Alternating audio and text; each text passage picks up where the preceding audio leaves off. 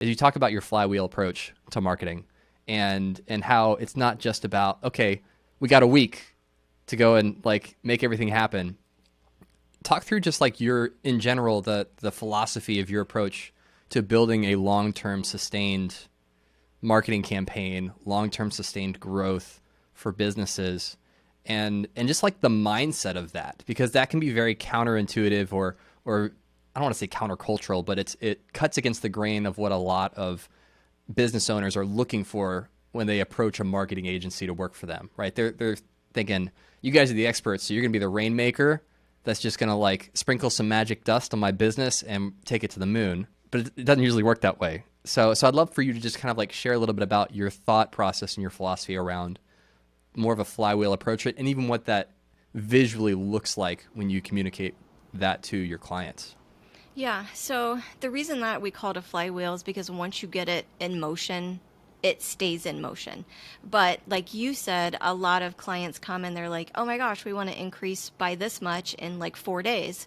And you're like, well, what do your foundational pieces look like? So we always have to start with those foundational pieces, which again are audience identification. And once that is developed, then you move on to your website. So that's step 1 and 2 in the flywheel. Because once you build your strategy of knowing who you're talking to, you're going to have tweaks in that language a little bit as you move on. It's kind of like, your business in year 1 is different than your business in year 5. So you're gonna tweak that a little bit, but then your website is built to get people to do a specific thing. So whether it's purchase a product, download something, connect, fill out a form, whatever that main thing is, your website is strategically developed to help somebody go to the next step without feeling like, you're manipulating people to do that.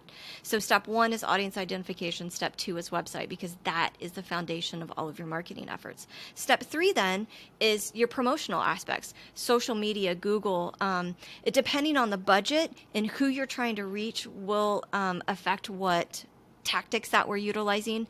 Email clearly is always good if there's an email list, or working with a third-party vendor that can reach, let's say, like industrial designers or engineers specifically that maybe you can't buy a list for. So that's, beneficial. So you'll have email, you'll have social media, but it's not, let's go to every social media and be on every social media platform and do everything, because you may have 0 people that would find you on TikTok, but you may have 700 people a month that would find you on Facebook. Because if you're going after the 45 to 60-year-old market, they're probably not buying a lot off of TikTok, but they're probably paying attention to you on Facebook. So understanding those tactics in that, as well as Google Ads, all of those types of things. So not only do we put strategy work into developing the actual audience identification and the strategy, it's also where are your people playing and how do we get in front of them.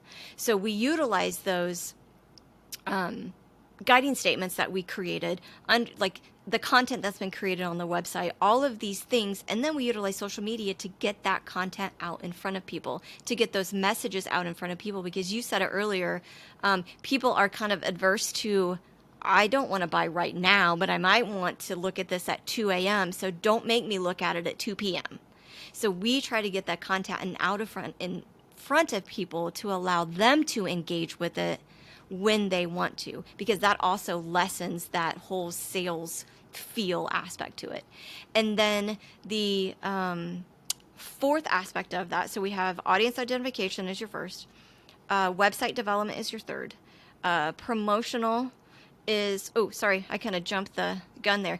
Third is content creation, which we've talked about, right? And then 4th is promotional. So once you do that, you have your website developed, you have your strategy developed, you're constantly creating content, and then you're just putting it out in front of people, and that content is leading people back to your website that is built to do the thing you want them to do next. So here's a piece of strategic content, we're putting it out there, and here we go. And then we build a lot of that evergreen content, those transitional call to actions of, hey, you might not be ready to schedule a consultation with our agency, but here's a download that if you're looking to do your marketing yourself, here are the 4 things that you should really pay attention to do.